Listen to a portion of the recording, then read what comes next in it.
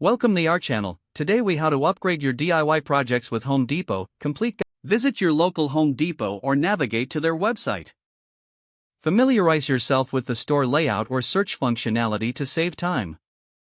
Identify the DIY project you want to upgrade. Make a list of materials and tools you might need for the project. Browse Home Depot's extensive inventory online to check for availability. Look for innovative tools that can make your project easier and more efficient. Consider higher quality materials that provide better durability and aesthetics.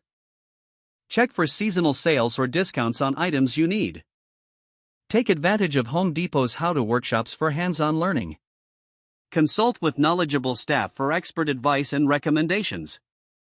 Explore the rental section for equipment that you may only need temporarily. Use their project calculator tools to estimate costs and quantities.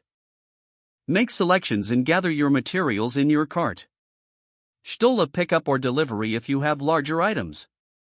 Double-check your list to ensure you have everything necessary. Plan your project's timeline and workspace before starting. Set up a safe and well-organized area for your DIY project. Begin your project by following the manufacturer's directions for each item. Take your time and focus on quality craftsmanship throughout the process. Make adjustments as needed, ensuring your project meets your standards.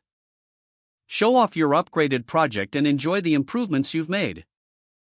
If the page does not load, refresh the browser or try again in a private or incognito window. Make sure you are using the correct email address, then retype it carefully to avoid small typos. If your password is not accepted, use the reset option and create a new strong password you can remember. Check your spam folder for verification or security emails, then complete any requested confirmation steps.